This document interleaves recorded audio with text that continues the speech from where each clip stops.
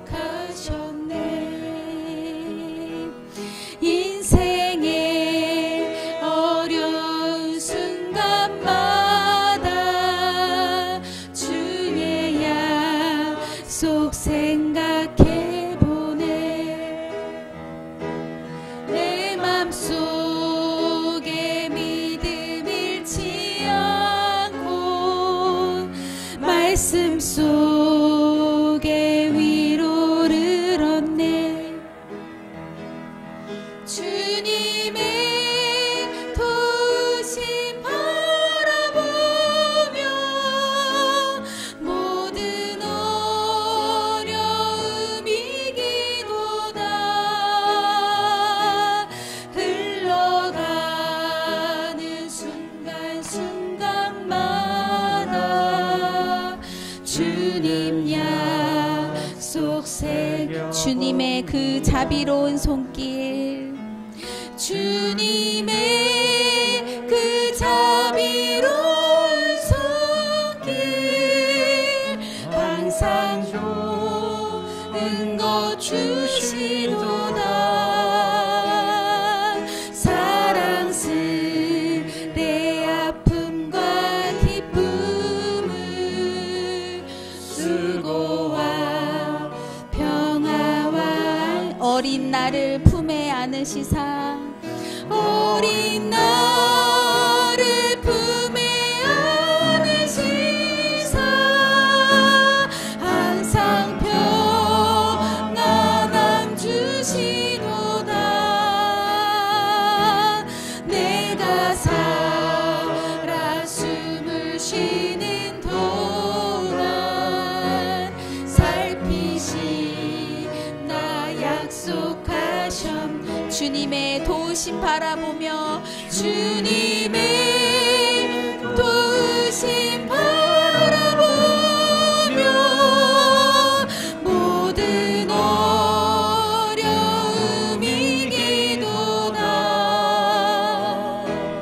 흘러가는 순간순간마다 주님 약속 새겨보. 내가 살아 숨을 쉬는 동안, 내가 살아 숨을 쉬는 동안 살피신다 약속하셨네. 흘러가는 순간순간마다 주님 약속 새겨봅니다. 주님 약속 새겨봅니다.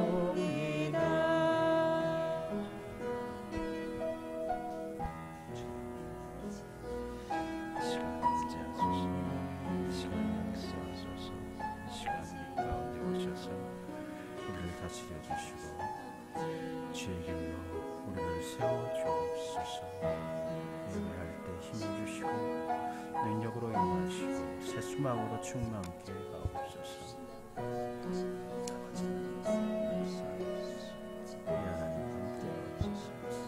우리 하나님 예배를 위하여 기도하시겠습니다. 하나님이여, 우리가 함께 하옵소서. 우리를 붙들어 주옵소서.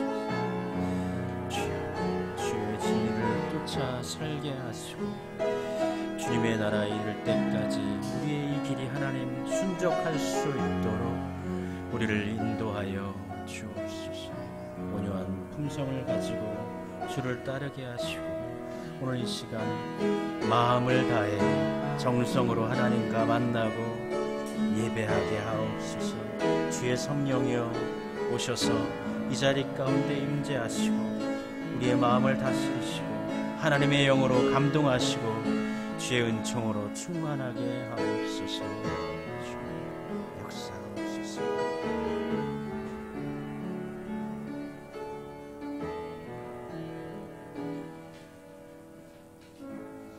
하나님은 영이시니 예배하는 자가 영과 진리로 예배할지니라.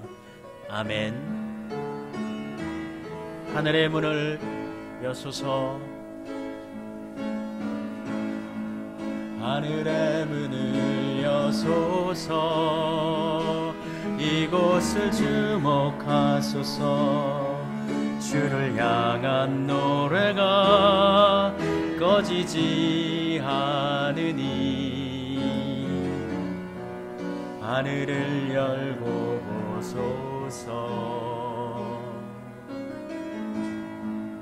이곳에 임재하소서.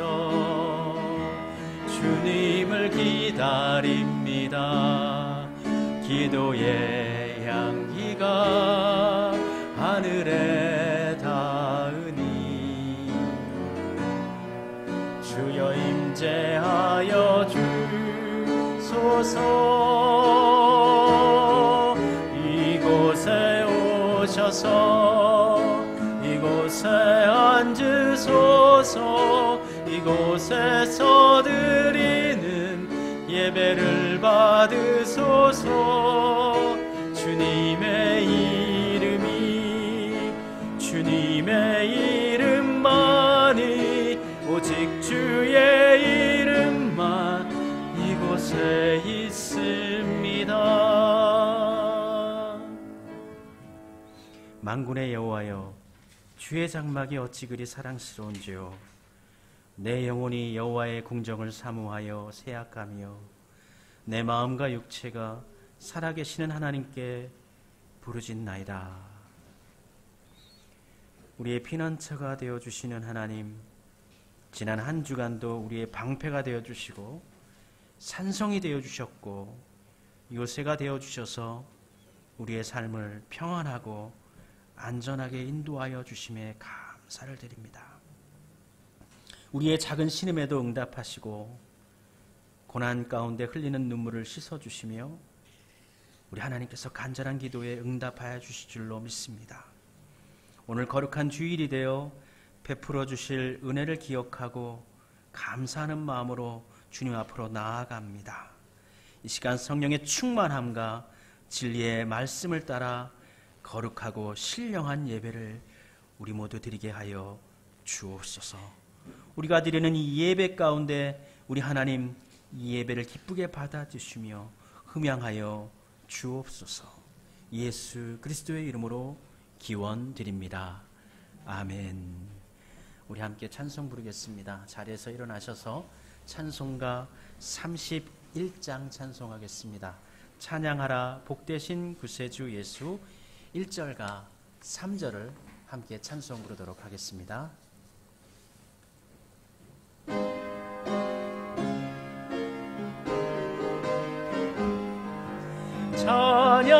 찬양하라 복되신 구세주 예수 백성들아 사랑을 전하세 경배하라 하늘의 천군과 천사 주님 앞에 영광을 돌리세 목자같이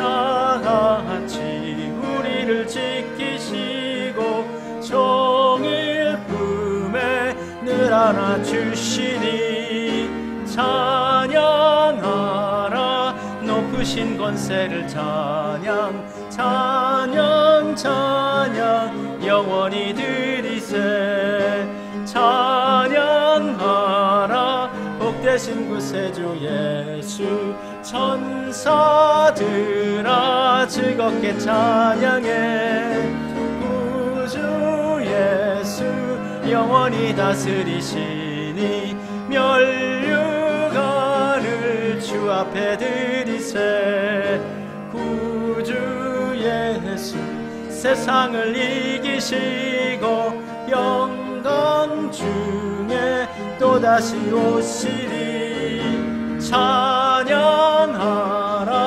높으신 권세를 찬양 찬양 찬양 영원히 드리세. 우리의 마음을 모아 하나님께 참회의 기도 올려드리도록 하겠습니다. 우리 다 같이 회개의 기도 드리겠습니다.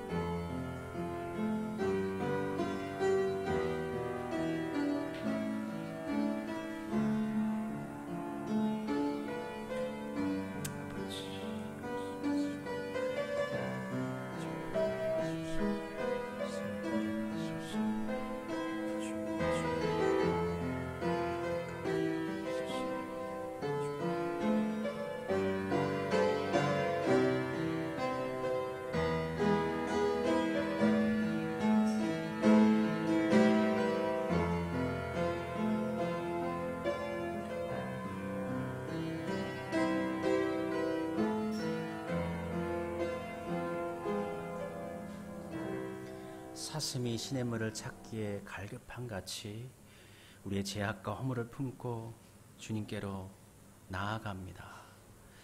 우리 주님은 이른 양 한 마리를 찾으시는 것처럼 산골짜기로 오셔서 상처난 우리들을 품으시고 치료해 주시고 안아주시는 줄 믿습니다. 이 시간 우리의 죄와 허물을 주님께 고백하고 또 그 허물을 죄악을 받으셔서 주의 은총으로 십자가의 보혈로 덮으시며 흰 눈처럼 흰 양처럼 새롭게 정결케 해주시는 은혜 감사를 드립니다. 늘 바라는 것은 우리가 살아가는 날 동안 우리의 육신은 연약하지만 주님의 도를 쫓아 믿음의 길을 올곧이 걸어갈 수 있도록 주여 저희를 도와 주옵소서. 우리의 믿음을 고백하오니 받아주시옵소서. 나는 전능하신 아버지 하나님 천지의 창조주를 믿습니다. 나는 그의 유일하신 아들 우리 주 예수 그리스도를 믿습니다. 그는 성령으로 잉태되어 동정녀 마리아에게서 나시고 본디오 빌라도에게 고난을 받아 십자가에 못 박혀 죽으시고 장사된 지 사흘 만에 죽은 자 가운데서 다시 살아나셨으며 하늘에 오르시어 전능하신 아버지 하나님 우편에 앉아 계시다가 거기로부터 살아있는 자와 죽은 자를 심판하러 오십니다. 나는 성령을 믿으며 거룩한 공교회와 성도의 교제와 죄를 용서받는 것과 몸의 부활과 영생을 믿습니다. 아멘. 내가 이르기를 내 허물을 여호와께 자복하리라 하고 주께 내 죄를 아뢰고 내 죄악을 숨기지 아니하였더니 곧 주께서 내 죄악을 사하셨나이다. 아멘. 교동문 86번 말씀 교독하겠습니다. 86번 말씀 요한계시록 14장 말씀입니다.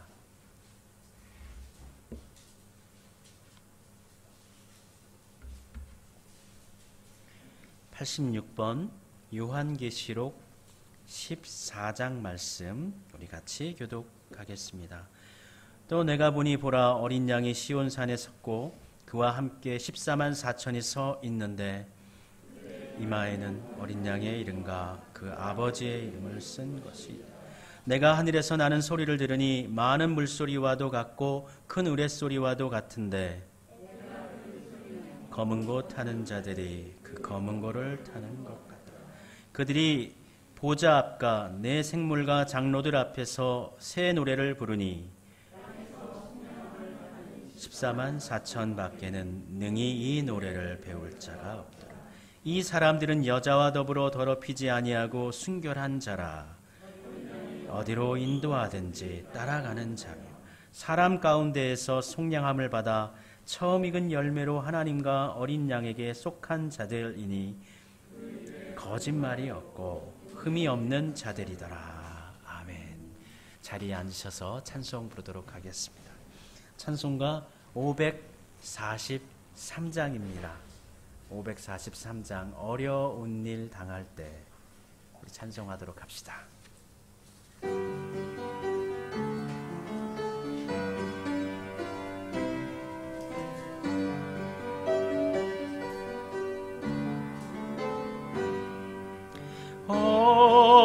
어려운 일 당할 때 나의 믿음 적으나 의지하는 내 주를 더욱 의지합니다. 세월 지나갈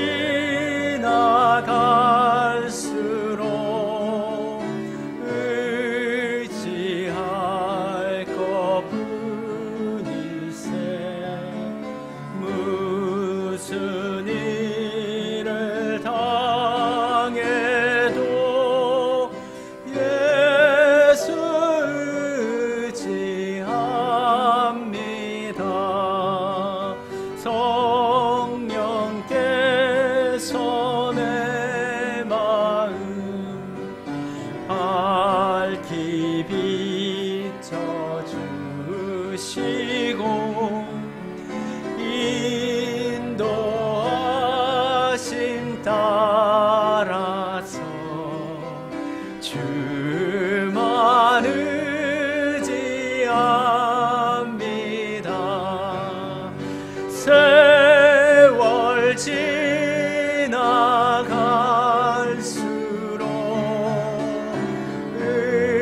의지할 것뿐일세. 무슨 일을 당해도 예수 의지합니다. 밝을 때의 노래와 어두울 때의 기도로 위태할 때 도움을 주께 간구합니다. 세월 지나갈수록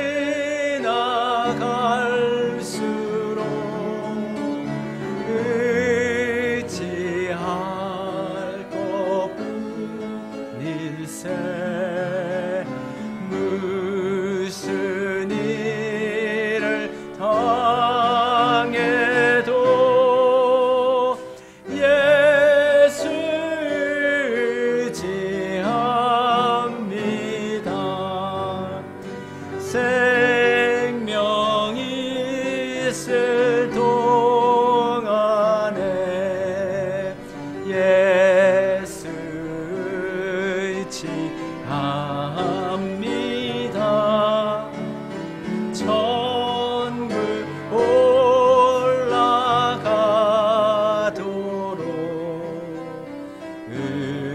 의지할 것뿐일세. 세월 지나갈수록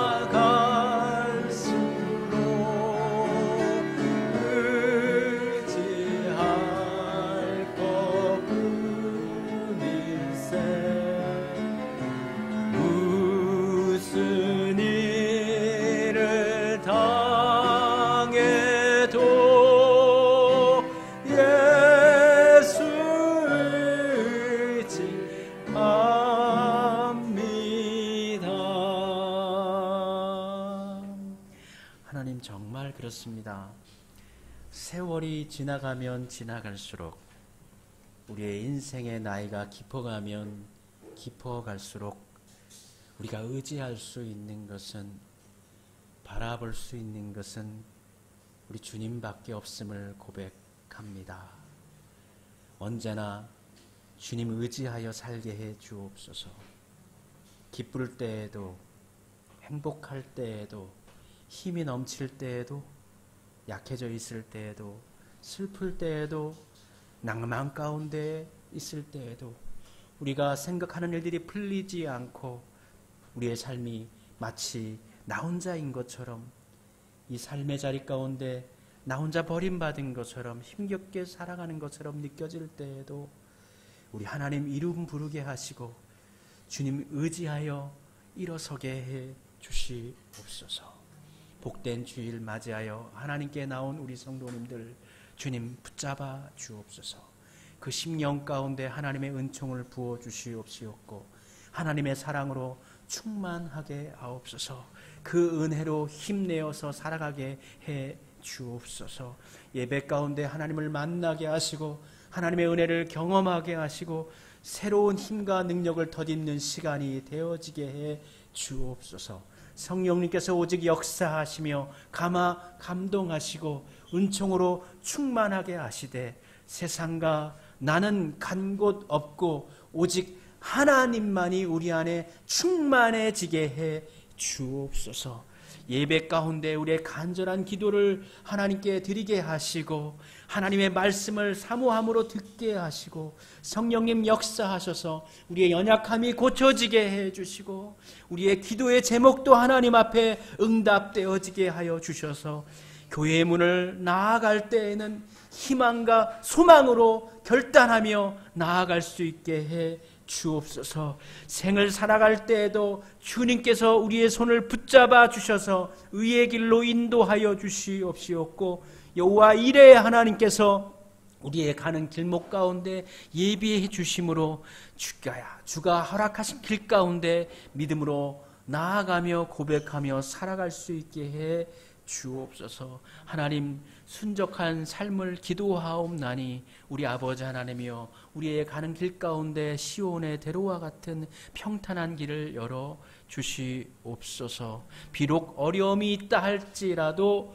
주님의 능력 안에서 평안함을 잃지 않게 하시고 하나님께서 도우심을 경험하며 기적을 경험하며 역사하시는 하나님을 우리가 체험하며 살아갈 수 있게 해 주옵소서. 하나님, 이번 주일이 지나면 대한민국 땅 가운데 큰 태풍이 몰아친다고 합니다. 지구상에는 태풍도 필요하기 때문에 하나님께서 허락한 것이겠지만 추수의 시기를 앞두고 혹여나 많은 농가밭에 또 가수원에 익었던 열매들이 낙하되고 또 열매들이 사그러들지 않을까 걱정이 됩니다. 우리 하나님 돌보아 주셔서 수고하고 애쓴 것들을 추수할 때에 감사함으로 즐거움으로 곡식단을 벨 수 있도록 이 땅을 축복하여 주시옵소서. 아직까지도 코로나가 참 세상에 간영하여서 많은 사람들이 하나님 앞에 편히 예배드리지 못하고 있습니다. 주님 치료하셔서 이 땅을 온전하게 하시고 강건하게 하시고 거룩하게 하여 주옵소서. 예배 가운데 오직 하나님 기쁘시게 할 만한 복된 예배로 이 예배를 축복하여 주시옵시었고 우리의 심령 가운데는 우리의 안목 가운데는 영안이 열려져서 하늘나라를 바라보고 우리의 심령이 하나님의 음성으로 충만해지게 하여 주옵소서. 구하지 못한 모든 것들 가운데 우리 하나님께서 함께 하시며 놀라우신 은혜로 은총으로 덮어 주시옵소서. 예수님의 이름으로 기도드립니다. 아멘. 하늘에 계신 우리 아버지의 이름을 거룩하게 하시며 아버지의 나라가 오게 하시며 아버지의 뜻이 하늘에서와 같이 땅에서도 이루어지게 하소서. 오늘 우리에게 일용할 양식을 주시고 우리가 우리에게 잘못한 사람을 용서하여 준 것 같이 우리 죄를 용서하여 주시고 우리를 시험에 빠지지 않게 하시고 악에서 구하소서. 나라와 권능과 영광이 영원히 아버지의 것입니다. 아멘.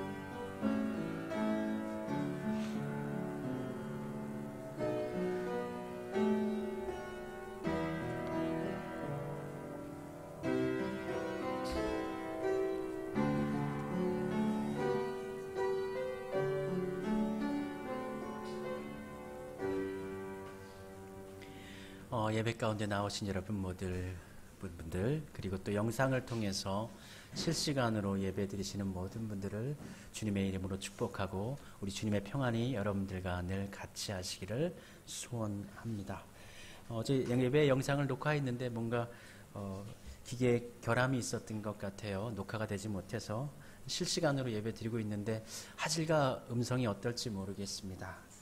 집중하여서 들으시면 하나님께서 크신 은혜 베풀어 줄 줄로 믿습니다. 우리 함께 히브리서의 말씀 우리 읽고 묵상하고 있습니다. 금주는 히브리서 5장부터 9장까지의 말씀 읽고 함께 묵상하도록 하겠습니다. 이사야서 41장부터 66장까지의 내용을 가지고 성경 퀴즈데이를 9월 18일 주일에 진행합니다. 문제지 가지고 가셔서 공부하시고 하나님의 말씀을 되새기시기를 부탁드립니다. 문제는 한 40문제 문제를 출제했는데요. 실제는 한 10문제 정도, 그러니까 4문제 공부하시면 1문제 맞추실 수 있어요. 열심히 공부하시기를 부탁드립니다. 그리고 금주 금요기도회는 명절 연휴 기간으로 인해서 각 가정에서 드려주시기를 드립니다. 우리 함께 찬송하면서 서로에 대한 평안과 축복을 비는 마음으로 함께 찬송을 나누도록 하겠습니다.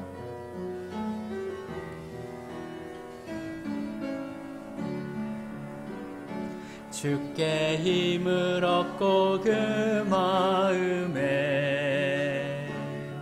시온의 대로가 있는 그대는 아멘. 하나님의 축복의 사람이죠. 주님 그대를 너무 기뻐하시죠. 주의 집에 거하기를 사모하고 주를 항상 찬송하는 그대는 아멘. 하나님의 축복의 사람이죠. 주님 그대를 너무 사랑하시죠. 그대 섬김은 아름다운 찬송 아멘. 그대 헌신은 향기로운 기도. 그대가 밟는 땅 어디에서라도 주님의 이름 높아질 거예요. 아멘. 그와 같이 되기를 소원합니다. 우리 함께 하나님의 말씀 찾도록 하겠습니다. 오늘 함께 나눌 하나님의 말씀 히브리서 3장 1절 말씀과 히브리서 3장 12절부터 14절까지의 말씀 우리 두 번문으로 함께 찾고 읽도록 하겠습니다. 히브리서 3장 1절 말씀 한 구절과 히브리서 3장 12절부터 14절까지의 말씀입니다. 먼저 우리 3장 1절 말씀 함께 봉독하겠습니다. 그러므로 함께 하늘에 부르심을 받은 거룩한 형제들아, 우리가 믿는 도리의 사도이시며 대제사장이신 예수를 깊이 생각하라. 아멘. 12절 말씀입니다. 형제들아, 너희는 삼가 혹 너희 중에 누가 믿지 아니하는 악한 마음을 품고 살아계신 하나님에게서 떨어질까 조심할 것이요, 오직 오늘이라 일컫는 동안에 매일 피차 곤면하여 너희 중에 누구든지 죄의 유혹으로 완고하게 되지 않도록 하라. 우리가 시작할 때 확신한 것을 끝까지 견고히 잡고 있으면 그리스도와 함께 참여한 자가 되리라. 아멘. 찬양대 나와주셔서 하나님께 찬양 올려 주시겠습니다.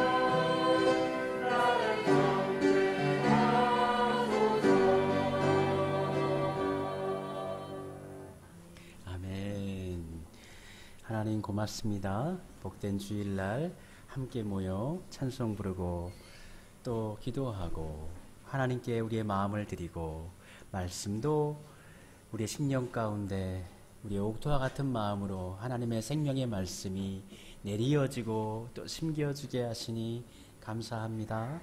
이 시간 우리 모두가 한 마음으로 은혜 받게 하시고 하나님의 은총으로 감동되는 귀한 시간이 되게 하옵소서. 예수님의 이름으로 기도드립니다. 아멘.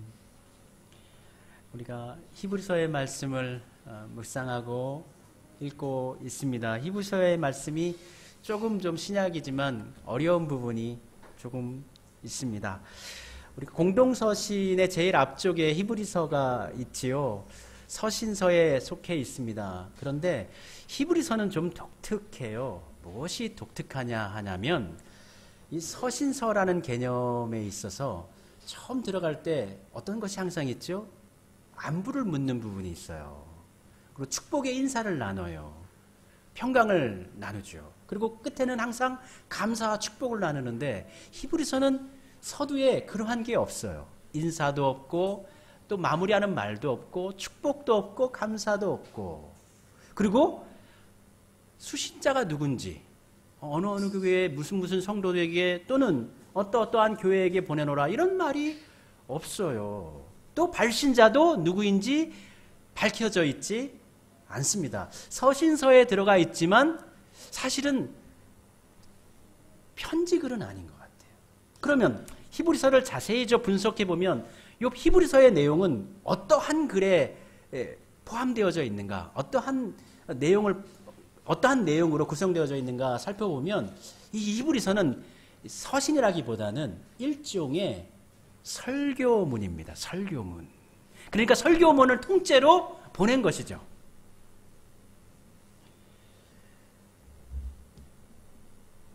저자도 모르고 저작 장소도 모르고 배경도 모르고 그 내용을 수신한 수신자들의 상황도 히브리서는 기록해주고 있지 않습니다. 오직 우리가 히브리서에 대해서 알아볼 수 있고 깨우칠 수 있는 것은, 힌트는 어디에 있냐면 히브리서 그 자체밖에 없어요. 히브리서를 읽고 이러한 내용이 있구나, 이러한 내용 가운데 설교를 하신 거구나, 이러한 부분이 아마 이 설교를 듣는 회중들 가운데는 이러한 부족한 부분이 있어서 이러한 내용으로 말씀을 전하셨구나라는 것을 파악해 볼 수가 있는데, 신학적으로 보면 다른 모든 서신서들 속에서 볼 수 없는 독특한 내용이 히브리서에 두 가지가 나오는데, 첫 번째로는 멜기세덱, 샬렘, 예루살렘의 왕이기도 했고 대제사장이기도 했던 예루살렘에 살고 있는 이 멜기세덱, 이 멜기세덱을 아브라함이 만나서 예배하지 않았습니까? 제사하지 않았습니까? 예물도 나누어 드리고요. 그런데 이 멜기세덱, 이 대제사장인 이 멜기세덱의 반차를 쫓아서 우리 예수님도 어떤 분이시다? 대제사장이시다.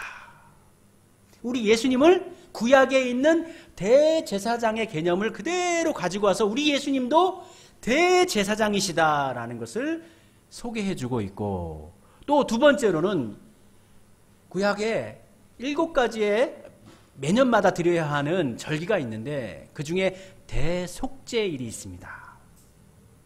이 대속죄일에는 모든 이스라엘의 백성들을 위해서 2마리의 염소를 잡아서 하나님께 속죄제를 드리는데, 이 대속죄제의 속죄일의 개념을 그대로 예수님에게 가지고 와서 예수님께서 돌아가신, 우리를 위해 희생하신 그 십자가의 제사를 바로 구약의 대속죄일의 개념으로 그대로 갖다 놓는단 말이에요. 두 가지가 다 구약에 있는 내용들을, 구약의 아주 중요한 개념들을 예수님에게 매칭을 시켜주고 있는 것이죠. 뿐만 아니라 히브리서를 내용을 읽다 보면 성막의 제도도 이야기하고 있고 모세와의 언약 이야기도 하고 있고 또 구약의 모든 율법에 대한 기본적인 것들도 많이 기록해주고 있어요. 그래서 히브리서를 보면 이름도 히브리서잖아요. 그래서 히브리적인 전통, 유대의 전통에 대한 것들을 많이 구술해가지고 예수님에 대해서 설명해주고 있어요. 그러면 이 내용을 그대로 파악을 해본다고 한다면 이 이야기를 듣고 있는, 설교를 듣고 있는 회중들은 예수님에 대해서 배우고 있는데 어떠한 예수님에 대해서 배우고 있냐면 구약 속에서 예언되어지고 있고 구약 속에서 성취되어진, 신약에서 성취되어진 예수님에 대해서 배우고 있다는 말이죠. 그리고 구약의 이야기를 이야기할 때 우리가 기존에 있는 성도님들한테 설교를 할 때는 우리가 구약의 인물을 소개할 때 그 선물의 내역에 대해서 자세히 설교하지 않잖아요. 그냥 이름을 바로 얘기하지 않습니까? 그리고 설교하지 않습니까? 그런 것처럼 히브리서는 그 구약에 있는 내용들을 하나하나 다 설명하지 아니하고 바로 이야기를 선언합니다. 그러니까 이 이야기를 듣는 사람들은 구약의 내용들을 얼추 이미 파악하고 알고 있는 사람들이라고 볼 수가 있는 거죠. 그러면 구약의 이야기를 알고 있는 사람들은 그리스도인들 중에서 어떤 사람들일까요? 아마도 헬락의 유대인이기보다는 유대계 그리스도인, 헬락의 그리스도인이기보다는 유대인이면서 그리스도인이 된 사람들일 확률이 상당히 높다는 거예요. 그래서 이 편지는 원래는 유대인이었지만 그들이 회심하여서 예수님을 구주로 영접하고 믿음의 공동체를 세운 그 유대인들이 모여서 만든 교회, 그 공동체에 보내진 설교문일 것이다 라고 파악해 볼 수가 있는 것입니다. 특별히 신학자들은 이 히브리서를 읽는 독자들이 아마도 유대인 중에서도 제사장 그룹에 속해 있던 사람들 중에서 회심한 사람들이 따로 모여서 아마 신앙생활하고 있는데 그 사람들에게 합당한 메시지를 증거한 것이 아닐까라고 생각을 해보고, 또는 세례 요한에 속해 있었던 에세네파 쿰란 공동체인데요. 이들은 도시 외곽에서 동굴에서 무리지어 살면서 아침과 저녁으로 수도사의 삶을 살았어요. 하나님께서 오시기를 아침과 저녁으로 기도하면서 기도했던 사람들이거든요. 이러한 공동체, 독특한 공동체에, 유대인의 독특한 공동체에 보내진 서신일 것이다 라고 생각해 볼 수가 있고요. 뿐만 아니라 이 서신을 기록한 사람 역시도 분명히 헬락인이기보다는 전통적인 유대인이었을 것이고 유대의 율법을 잘 알고 있는 사람이었기 때문에 이 서신을 기록할 수 있었다고 파악할 수가 있죠. 그래서 율법 교사였던 알렉산드리아의 아볼로, 이후에는 고린도 교회에서 목회하지 않습니까? 아볼로가 혹시 이 히브리서를 기록하지 않았을까라고도 생각하고, 또 바울과 함께 동역했던 바나바가 히브리서를 기록하지 않았을까 생각해 볼 수도 있고, 또 심지어는 이제 바울이 히브리서를 기록했다라고도 이야기하는데 서신의 문체가 상당히 바울하고는 좀 차이가 있어서 바울은 좀 아닌 것 같은 그런 느낌을 받게 됩니다. 그렇다면 왜 히브리서를 기록했을까요? 지금 오늘 본문의 말씀을 우리가 읽었지만 지금 이 히브리서를 읽는 사람들이 믿음에서 떨어져 버리려고 한단 말이죠. 예수님을 저버리고 다시 세상으로 혹은 자신이 있던 곳으로 돌아가려고 한단 말이에요. 왜 돌아가려고 할까요? 사도행전에 보면은 유대인이면서 복음을 영접하고 그리스도인이 된 사람들이 당하는 고난들이 기록되어져 있잖아요. 우선 3장에 보면 베드로와 요한이 투옥되고 매를 맞지 않습니까? 사도들도 다 갇히지 않습니까? 7장에 보면은 스데반이 어떻게 돼요? 돌에 맞아 죽는단 말이에요. 유대인이면서 그리스도인이 된 사람들을 공격한단 말이에요. 같은 유대인들이. 그리고 그 핍박을 누가 합니까? 사울이 하지 않습니까? 근데 그 사울이 회심하고 변화되어져서 주의 복음을 증거할 때에 그 사울이 가는 곳마다 어떻게 해요? 누가 쫓아와요? 유대인들이 쫓아와서 사울을 공격합니다. 해당에서 말씀을 전하고 난 다음에 해당으로부터 공격을 당하고 압박을 받습니다. 이러한 현실이라는 것이죠. 유대인이었으면서 그리스도인이 된 사람들이 당하는 현실적인 고난과 아픔이 있는데 살아가는 삶의 환경은, 그들이 삶의 환경은 똑같은 곳이에요. 장소는 변함이 없어요. 내가 살던 그곳에서 사는데 내 믿음만 변화가 있어요. 그럼 이전에 있던 사람들과의 사회 속에서 교제가 쉽지가 않다는 거죠. 적어도 나는 믿음을 갖고 있지만, 복음을 영접했지만, 어렸을 때부터 태어났었던 그 환경은 변하지 않는 거예요. 내 주변의 모든 사람들은 해당에 다녀요. 유대적인 절기와 전통을 지켜요. 그런데 나는 이제 절기를 지키지 않아요. 해당에 가지 않아요. 그럼 어떻게 될까요? 소외를 당하게 되는 거예요. 종교개혁 시기에 영국과 같은 경우에는 국교가 가톨릭인데 정치적인 변화 속에서 개신교가 됐다가 가톨릭으로 변하기도 하는데, 가톨릭으로 국교화가 될 때에는 개신교인들은 공직에 나갈 수가 없었어요. 시험도 치를 수가 없었어요. 공무원이 될 수가 없었습니다. 뿐만 아니라 개신교 교인들에 대해서는 시장에서 물건을 사고 파는 것을 막았어요. 음식도 살 수가 없었던 거예요. 사회생활을 할 수 없게 했던 것이죠. 우리나라에서도 선교 초기에 우리 제사 문화가 있는데, 교회 다니기 시작하면은 가족 중에서 호적을 판다든지, 아니면은 재산을 분배하는 데 있어서 재산을 물려주지 않는다든지, 그러한 폐해가, 어려움이 있었던 것이죠. 요즘에 우리 이스라엘에도 예수님을 믿고 있는 그룹이 있습니다. 교단이 있어요. 메시아닉 처치라는 교단이 있어요. 유대인이지만 이제 개신교 교인들입니다. 근데 이 사람들이 당하는 한난이 쉽지가 않습니다. 마찬가지로 이 사람들 지금의 시대인데도 이 이스라엘의 공직의 시험을 볼 수가 없어요. 그리스도인이면 공직 시험을 보지 못합니다. 왜냐하면 이스라엘이라는 사회가 굉장히 세속화되어졌습니다. 그렇긴 하지만 제도 자체는 굉장히 율법적이에요. 모든 법을 실행하는 데 있어서 랍비들의 컨펌이 없으면 진행이 안 돼요. 농사를 지었어도 그거를 식품안정처에서 컨펌을 내고 농림수산부에서 판매하도록 허가를 냈어도 그 이후에 랍비가 그 음식에 대해서 축복하지 아니하고 음식 판매에 대한 기도를 하지 않으면, 선언을 하지 않으면 그 물건 팔 수가 없어요. 심지어 결혼도 랍비가 주지 않으면 결혼이 인정되지 않습니다. 종교적인, 제도적으로는 종교적인 사회란 말이에요. 그래서 이 교인들, 이스라엘 사회에서 살고 있는 그리스도인들은 공직에도 나가지 못하고, 그것이 알려지면, 내가 그리스도인이라는 것이 알려지면 가족들에게서도 외면받고 있는 게 지금의 현실이에요. 지금도 그렇습니다. 하물며 예수님 당시에, 예수님 돌아가신 이후에 교회가, 초대교회가 이루어져 가는 때에 내가 유대인이었는데, 혈연적으로 유대인이었는데 유대적인 전통을 버리고 그리스도인이 된다는 것은, 신앙생활, 교회에서 신앙생활 한다는 것은 나의 삶의 모든 영역이 다 차단된다라는 거죠. 그리고 나의 가족들로부터 지탄을 받고 공격을 당하고, 나의 이웃들로부터 자꾸 무시와 멸시와 해당으로부터 압박을 당하는 그러한 구조 속에서 믿음 생활을 하는 그러한 위치 가운데 있게 된다라는 것입니다. 그러니까 히브리서를 받았고 그 말씀을 읽는 그 사회 속에 있는 그 유대인들은, 그 그리스도인들은 내가 믿음을 지켜야 되는데 현실적으로 너무 팍팍하는 거예요.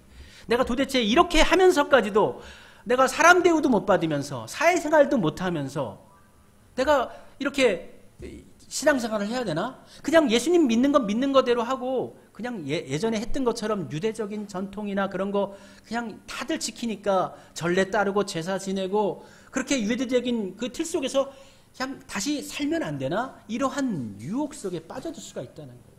왜냐하면 먹고 살아야 되는데 일도 못해요. 일도 못하고 물건을 만들어도 판매가 되지도 않고 살아갈 방법이 막막한 것입니다.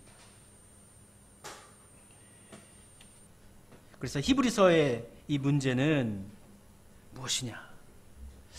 이 예수님에 대한, 내가 내 믿고 있는 신앙생활은 이 복음, 이 예수님에 대한 믿음이 이 세상에서 나를 공격하고 있는, 나를 혼란하게 하고 나를 괴롭히고 있는 모든 문제보다 예수님이 크면, 예수님이 더 크면 내가 그것을 감내할 수가 있을 텐데, 예수님보다 세상이 더 크면, 예수님보다 나를 억압하고 공격하는 문제가 나를 더 괴롭히고 힘들게 하면, 그러면 예수님에 대한 그 믿음을 내 마음속에만 간직하고, 또는 다시 그냥 원래대로 해당 나가고 내가 원래대로 했던 대로 다시 살까? 이러한 유혹을 받게 된다라는 것이죠. 그러니까 궁극적으로는 예수님이 누구신가? 예수님이 이 세상보다 크면은 떠나지 않을 것이고 예수님이 작게 느껴진다면 다시 세상으로 나아가게 되겠죠. 그러니까 예수님에 대해서 어떻게 돼요? 알아야 되는 거죠. 그리고 예수님을 발견해야 되는 거예요. 처음 발견했지만 지금은 어떻게 해요? 예수님에 대해서 다시 재발견해야 되는 상황에 놓여진 것입니다. 그래서 오늘 본문 3장 1절에 보면 이렇게 쓰여 있습니다. 그리스도와 그러므로 함께 하늘의 부르심을 받은 거룩한 형제들아, 하늘의 부르심을 받은 거룩한 형제들, 이 히브리서의 성도들에게 말합니다. 우리가 믿는 도리의 사도이시며 대제사장이신 예수를 깊이 생각하라. 예수님에 대해서 다시 상고하라. 너희들이 처음 믿었던 그 예수님이 어떤 분이신지를 다시 한번 더 깊이 생각해라. 권면해주고 있는 것입니다. 그래서 히브리서의 내용은 이들이 알고 있는 구약적인 내용들을 가지고 와서 그들이 지금 다시 유대교로 돌아가고 구약의 율법으로 돌아가려고 할 때에 그러면 예수님은 그러한 구약의 율법과 구약의 제도에 비례해서 그 예수님이 정말 참인 더 매력적인지 더 우월한지에 대해서 납득할 만큼 이 유대계 그리스도인들을 설교하고 설득시켜야 되는 것이죠. 그래서 구약에 있는 것들을 인용하면서 삽입하면서 예수님에 대해서 더 자세하게 가르쳐주고 있는데 1장에 보면은 예수님이 우월하신 분인데 어떠한 분보다 우월한가? 선지자보다 예수님은 우월하시다. 너희들 선지자를 따르고 있지 않느냐? 선지자보다 우월하신 분이 누구시냐? 우리 예수님이시다. 또 1장에 그리고 2장까지 이어지는 본문에 보면 이 유대인들은 이 영적으로 있어서 천사를 숭배하는 마음도 있었어요. 근데 너희들이 숭배하는 그 천사보다 우월하신 분이 누구시냐? 우리 예수님이시다. 그리고 유대인들이 가장 높은 것으로 따르고 있는 사람이 있었습니다. 누굽니까? 모세입니다. 모세. 그래서 히브리서의 저자는 모세보다 우월하신 분이 누구시냐? 예수님이시다. 그리고 10장에 보면은 아론이 나오는데 아론은 이 제사장 제도의 촉입니다. 대제사장의 초대 제사장이거든요. 그런데 아론보다 초대 대제사장인 아론보다 더 위대하신 대제사장이 있는데 그분이 누구냐? 우리 예수님이다. 그러니까 너희들 잘 생각해야 돼. 너희들이 생각하는 예수님은 그런 단순한 분이 아니야. 너희들이 구약 속에 믿었던, 따랐던, 그리고 예언했던 그 모든 것들이 바로 이 예수님을 얘기하고 있는 거야. 예수님을 잃어버리면 너희들이 추구했고 원했던 것을 통째로 다 잃어버리는 것이다. 이야기해주는 것입니다. 아울러서 우리 예수님은 창조주이시고 아울러서 우리 예수님은 하나님의 아들이시고 또 이 땅을 통치하시는 왕이시고 제사장이시고 선지자다. 그래서 구약의 왕, 제사장, 또 선지자 이 개념을 그대로 갖고 와서 예수님의 모습을 설명해주고 있는 것이죠. 그래서 유대교보다 비교하여서 우월한 그리스도 그리고 예수님에 대해서 이야기합니다. 특별히 3장과 4장 우리 지난주에 읽었던 본문 속에서는 모세에 대해서 이야기하면서 모세보다 우월하신 예수님에 대해서 이야기해주고 있는데 모세는 하나님의 집에 사한으로 종으로 쓰임받은 사람이다. 너희들 모세를 그렇게 존경하고 따르지 않느냐? 근데 모세는 하나님의 집에 종으로서 충성한 사람이다. 그런데 우리 예수님은 어떤 분이시냐? 하나님의 집의 주인의 아들이라는 거예요. 그러니까 모세와 비교하는데 단순하게 비교한다기보다도 관계성 자체. 그러니까 모세는 그냥 종이고 예수님은 하나님이신. 그래서 비교 자체가 사실은 안 되는 건데 관계적으로 설명해주고 있는 것이죠. 그렇게 해서 비교해주고 있는 것입니다. 그들이 깊게 생각하고 따랐던 모세마저도 누구를 생각했는가? 모세마저도 예수님을 생각했다라는 거예요. 그러므로 그와 같이 모세마저 따랐던 그 예수님을 더 깊이 생각하라. 건면해 주고 있습니다. 특별히 1절에서 예수님을 가리켜 사도라는 표현을 써요. 또 그리고 대제사장이라는 표현을 써요. 이거는 유대인들에게 더욱더 어필하기 위한 표현인 거예요.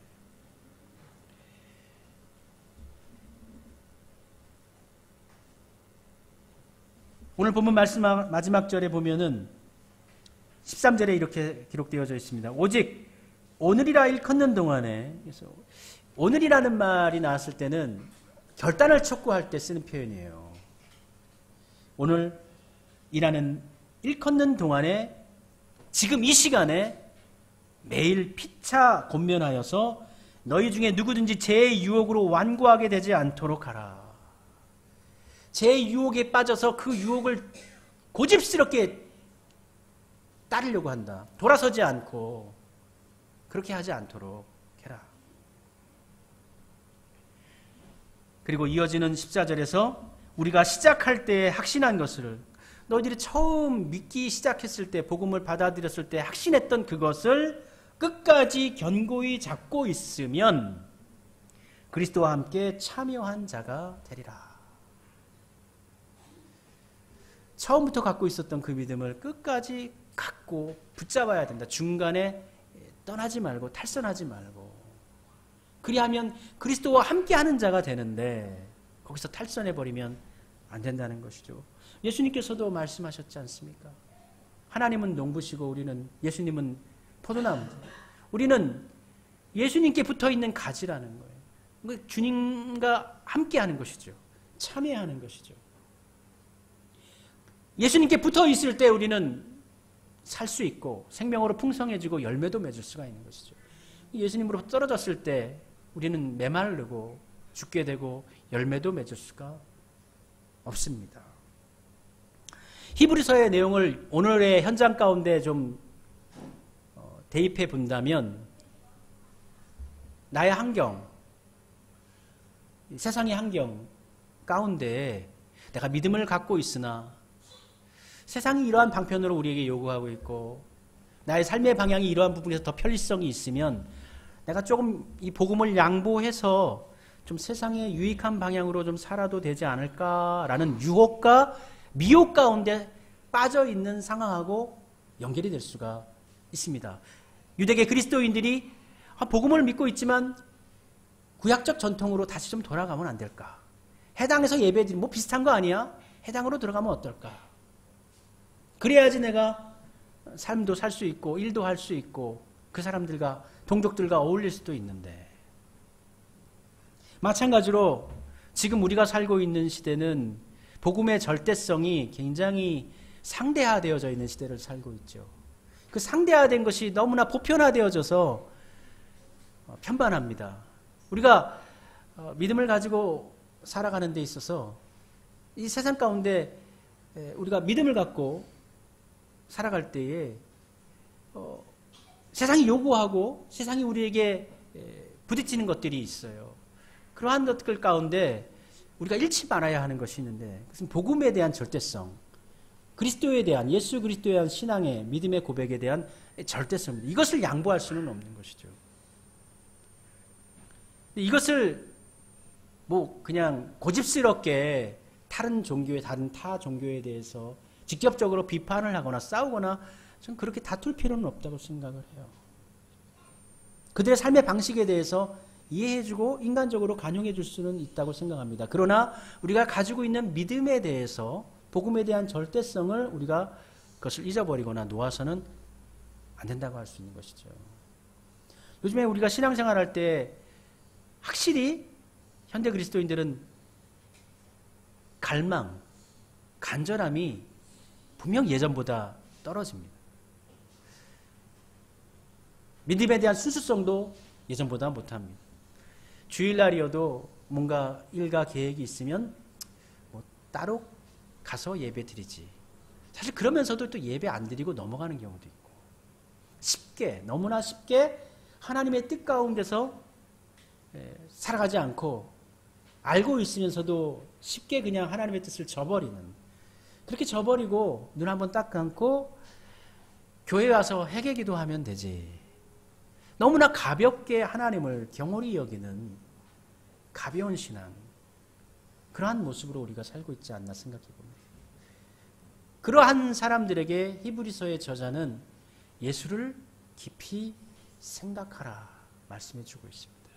우리도 만사에 있어서, 삶을 살아감에 있어서 여러분의 모든 일들 가운데, 범사의 모든 일들 가운데 우리 예수님을 더욱더 더 깊이 상고해 주시기를 바랍니다. 보다 하나님의 은혜 안에 거하는 삶으로 살아가시길 바랍니다. 우리가 쉽게 그냥 한번 양보하고 이해하고 넘어갈 때마다 우리의 신앙이, 우리의 믿음의 깊이가 점차 얕아집니다. 흐려집니다. 지금 그렇게 흐려져서 우리의 자녀들, 우리의 다음 세대들은 정말 이 믿음이 더욱더 정말 쉽게 이 믿음에 대해서, 복음에 대해서, 신앙생활에 대해서 참 강하게 어필하기도 힘들고, 또 아이들도 그것을 깊이 있게 받아들이지 못하는 그러한 시대가 됐습니다. 한국교회 거의 대부분이 지금 50대 이상, 대학생들은 3%만 그리스도인입니다. 고등학교까지 해서 10%도 안 됩니다. 전체 아이들 중에 10명 중에 1명도 안 됩니다. 앞으로 딱 30년만 지나면 한국교회의 모습이 어떠할지 생각해 볼 수가 있죠. 예수 그리스도를 우리의 모든 삶 가운데 적용하시고 더 깊이 생각함을 통해서 하나님과 늘 동행하는 삶으로 살아가시기를 부탁드립니다. 우리가 시작할 때 확신한 것을 끝까지 견고히 잡고 있으면 그리스도와 함께 참여한 자가 되리라. 그리스도와 함께 참여하는 삶으로 나아가시기를 바랍니다. 우리 함께 우리 찬송 부르도록 하겠습니다.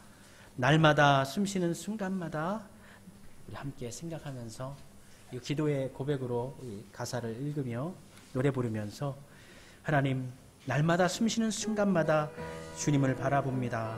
주님, 우리를 붙잡아 주옵소서. 우리 찬송하도록 하겠습니다.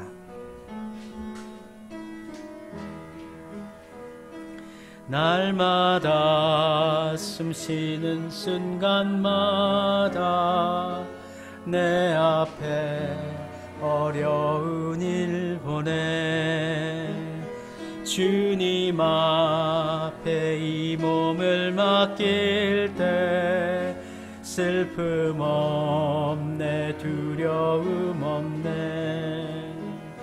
주님의 그 자비로운 손길 항상 좋은 것 주시도다. 사랑스레 아픔과 기쁨을 수고와 평화와 우리 3절 할까요? 인생의 어려운 순간마다 인생의 어려운 순간마다 주의 약속 생각해보네. 내 맘속에 믿음 잃지 않고 말씀 속에 위로를 얻네. 주님의 도우심 바라보며 모든 어려움이 기도다. 흘러가는 순간순간마다 주님 약속 새겨봅니다. 인생의 어려운 순간마다 주님의 약속을 되새겨보고 우리의 마음 가운데 믿음을 잃지 않게 해 주옵소서. 정말 변화가 많고 유혹이 많고 시험이 많은 이 시대 가운데 주의 복음으로 믿음으로 올곧이 세워져 살아가는 우리가 되게 해 주옵소서. 우리 함께 하나님께 기도드리도록 합시다. 함께 기도하겠습니다. 하나님, 이 험난한 세파 가운데서 정말 흔들리는 이 세상 가운데서 올곧은 믿음으로 하나님 앞에 세워져 살기를 소원합니다. 어려운 순간마다 주의 약속을 기억하게 해 주옵소서. 우리의 마음 가운데 믿음을 잃지 않도록 성령님 은혜 베풀어 주시옵소서. 우리는 정말 연약한 존재들이어서 날마다 숨쉬는 순간마다 하나님이 함께 하시지 아니하면 정말 잘못된 생각으로 빠져들어가 버리고 잘못된 행동 가운데 거하게 되어집니다. 우리 아버지 하나님이여 우리와 함께 하소서.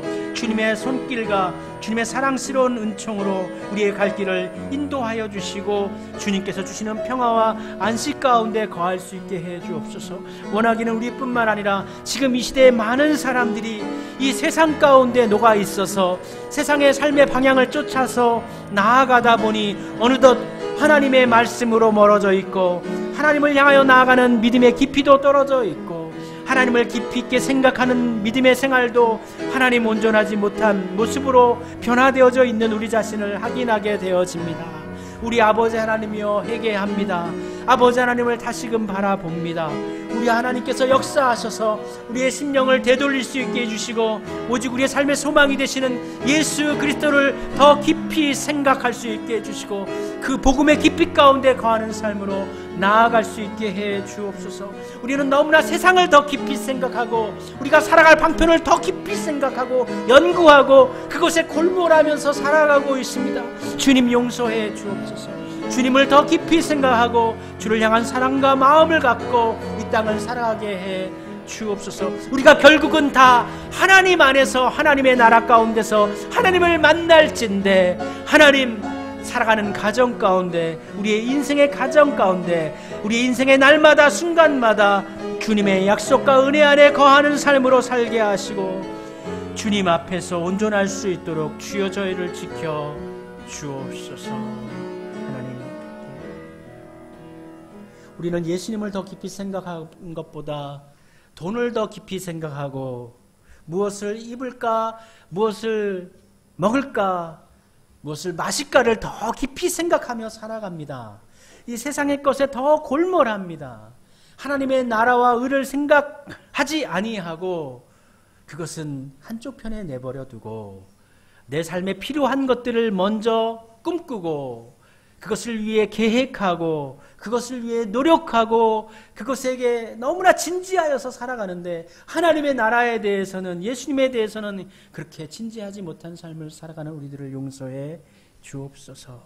우리가 결국은 이후에 다 하나님 나라에서 하나님을 만날 것인데 이후에 하나님 배울 때 허물진 모습으로 만나지 아니하도록 죄에 물든 모습으로 하나님 부끄럼 당하지 아니하도록 마치 탕자가 돌아왔을 때 정말 거지와 같은 형식으로 아버지를 만나지 아니하도록 우리의 삶이 더욱더 예수님을 깊이 생각하는 삶으로 살아갈 수 있도록 성령님 우리를 인도하여 주시옵소서. 우리의 생각을 깨우쳐 주시옵소서. 우리를 가르쳐 주시옵소서. 주의 길로 인도해 주옵소서. 세상의 유혹에 미혹에 넘어가지 아니하고 작은 것부터 하나하나 이것은 하나님께서 좋아하시지 않는 것이다. 이것은 하나님께서 원하시지 않는 것이다. 하나님께서 원하시는 것을 선택해야지 결단하고 살아가는 우리 모두가 되어지도록 주님 역사해 주옵소서. 예수님의 이름으로 기도드립니다. 아멘. 찬송 부르겠습니다. 542장 찬송 부르겠습니다. 구주 예수 의지함이 찬송 부르며 예물 봉헌 드리도록 하겠습니다. 542장입니다.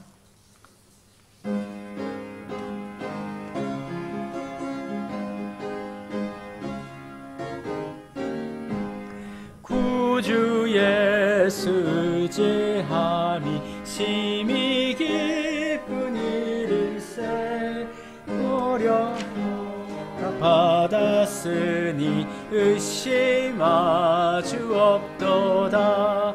예수 믿는 것은 받은 증거 많도다. 예수 귀한 예수 믿음 더욱 주소서. 구주 예수 의지함이 심히 깊은 일일세 주를 믿는 나의 마음 그의 피에 나의 적시네. 예수 예수 믿는 것은 받은 증거 많도다. 예수 예수 귀한 예수 믿음 더욱 주소서. 구주 예수 의지하여 죄악 벗어버리네. 안위 받고 영생함을 주께 모두어. 아멘. 예수 예수 믿는 것은 받은 증거 많도다. 예수 예수 귀한 예수 믿음 더욱 주소서. 아멘. 김도경, 김영주 집사님 가정에서 11조 예물, 또 이종아, 김평화 집사님 가정에서도 11조 예물 드리셨습니다.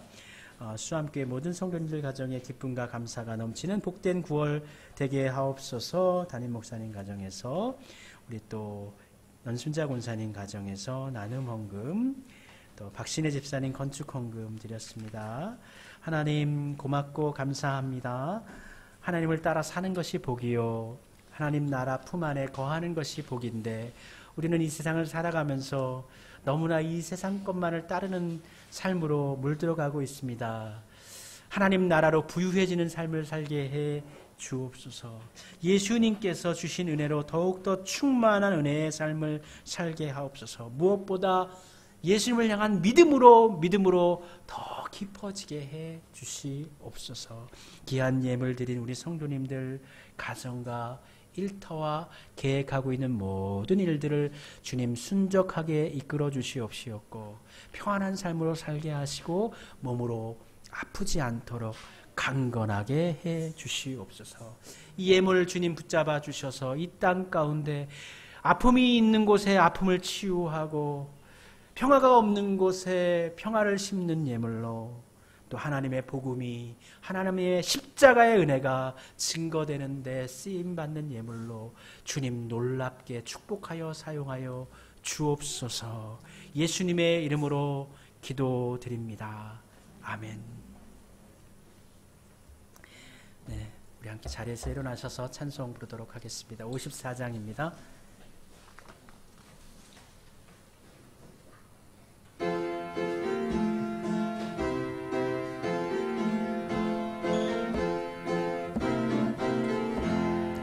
주여 복을 구하오니 편히 가게 하시고, 사람마다 주 은혜로 이기도록 하시고, 광야 같은 세상에서 항상 인도하소서.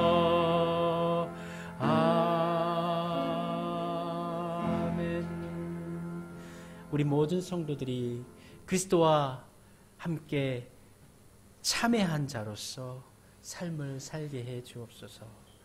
포도나무에 붙어있는 가지가 되어 열매로 풍성하게, 하나님 받으시기에 합당한 열매로 복되고 아름다운 삶으로 살아가고 하나님께 바쳐지는 우리 성도들이 되게 해 주옵소서. 무엇보다 믿음으로 더욱더 깊어지게 하시고 우리의 자녀들 또한 그 사랑으로 충만해지게 해 주옵소서.